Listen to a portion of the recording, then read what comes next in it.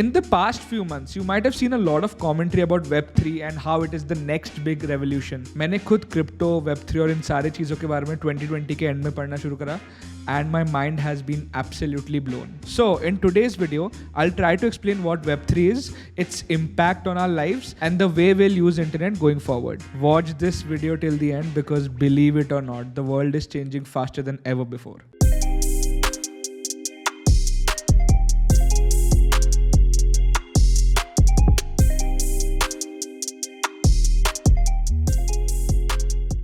Web3 समझाने से पहले let me first talk about Web 1 and Web 2. As the name suggests, Web 1 was the first generation of internet which made web accessible for the general audience.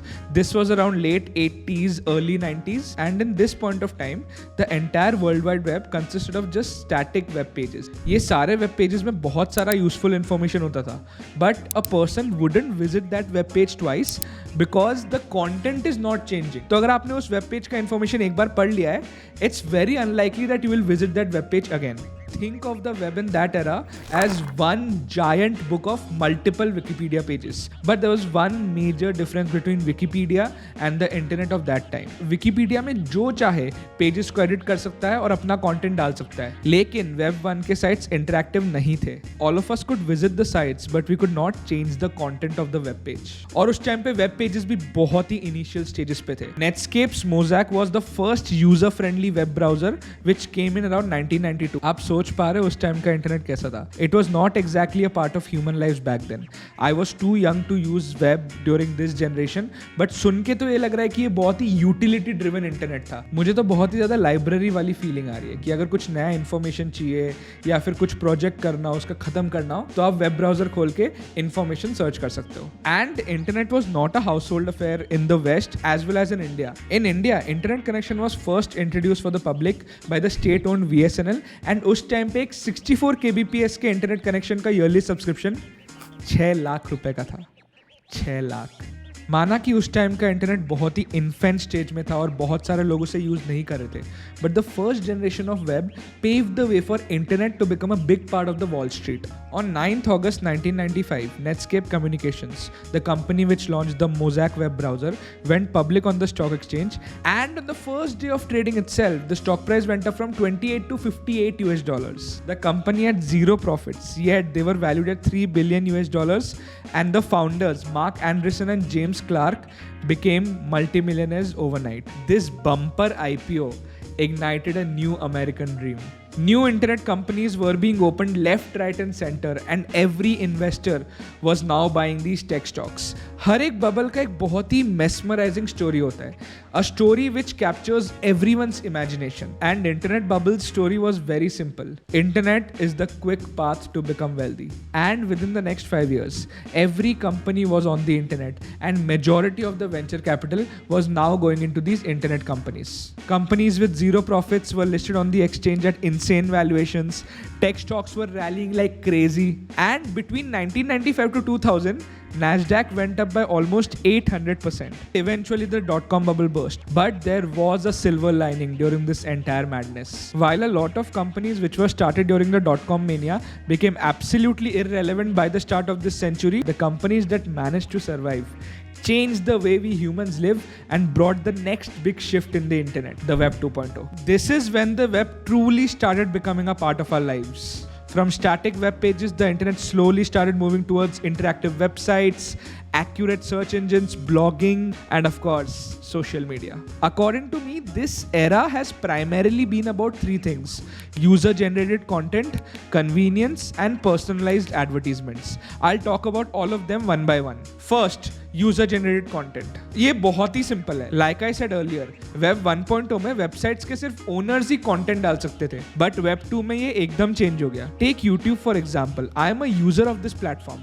मैं इस platform में videos देखता भी हूँ और मैं इस प्लेटफॉर्म में वीडियोस बनाता भी हूँ. And not just this video. Every video on YouTube is actually posted by the users and not the company.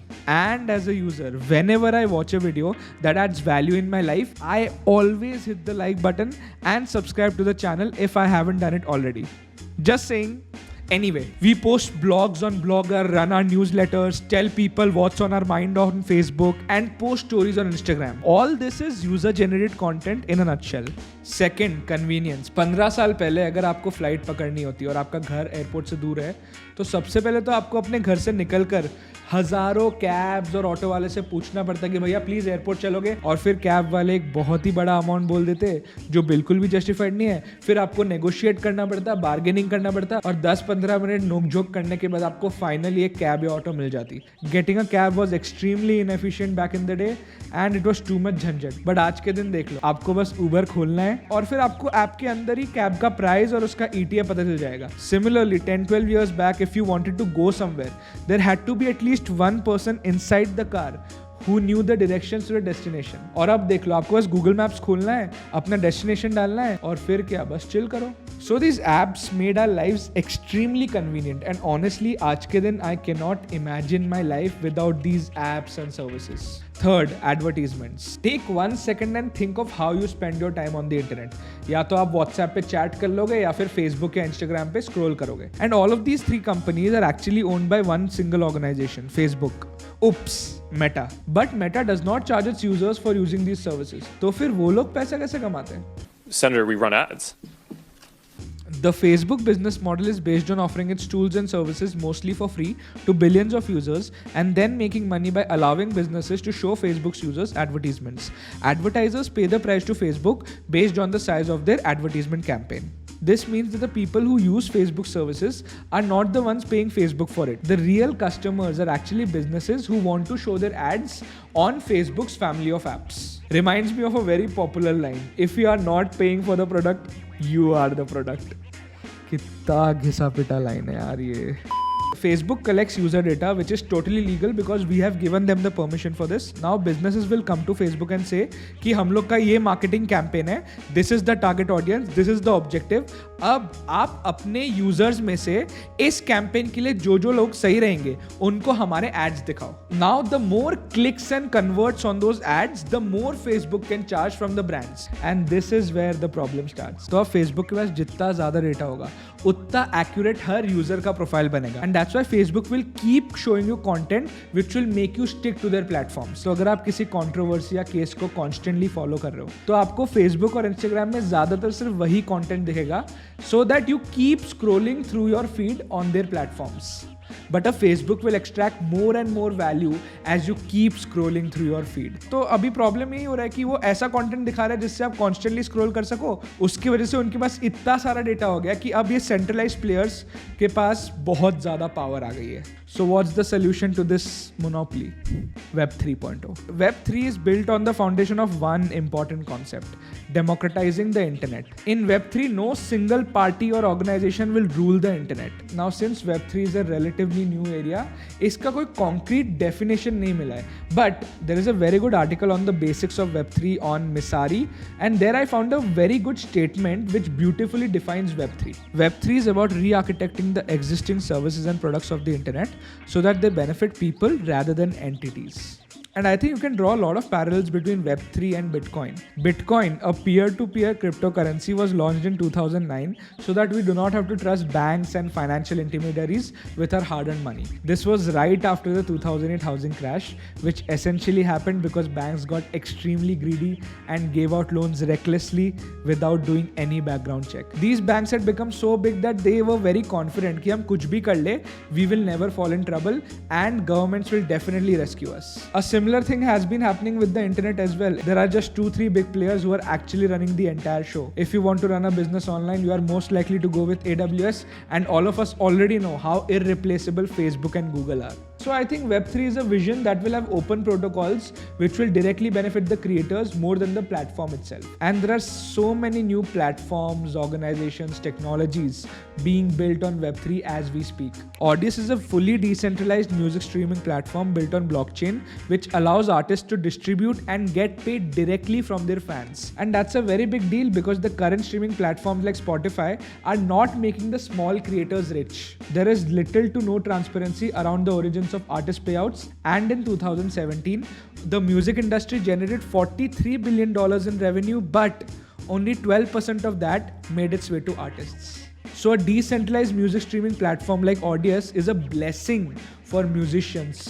और ऐसे कई सारे प्रोटोकॉल्स Web3 में बन रहे हैं which are directly trying to compete with the existing Web2 companies. So Audius is trying to replace Spotify, Mirror is trying to replace Medium, Braintrust is trying to replace Upwork, so on and so forth. Currently, we are in the initial stages of this new era, and a total shift from Web2 to Web3 might take a few decades. But as the world is becoming more and more virtual, and as majority of activities happening on the internet, personally, Web3 sounds very exciting to me because with this, I get to own a piece of the internet. So to summarize, Web1 was read, Web2 was read and write, while Web3 is read, write and own. So that was my attempt to explain Web3. I don't have any technical background, so if I made any blunders, apologies in advance. That's all for today's video, guys. If you found anything valuable in this video, please hit the like button.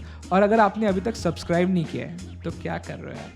Please channel को subscribe कर दो और जितना हो सके अपने दोस्तों, family, friends सबके साथ शेयर करो बिकॉज इंटरनेट तो सभी यूज़ करते हैं, तो Web3 के बारे में भी सबको पता होना चाहिए. मुझे इस महीने तक 3000 सब्सक्राइबर्स चाहिए, तो आप इस वीडियो को जितना हो सके उतना शेयर करो ताकि मुझे भी इस महीने के अंदर अंदर आप लोगों को ये बोलने का मौका मिले. I love you 3000. Horrible joke. I think आज के लिए इतना ही काफ़ी है. Goodbye and see you guys in the next one.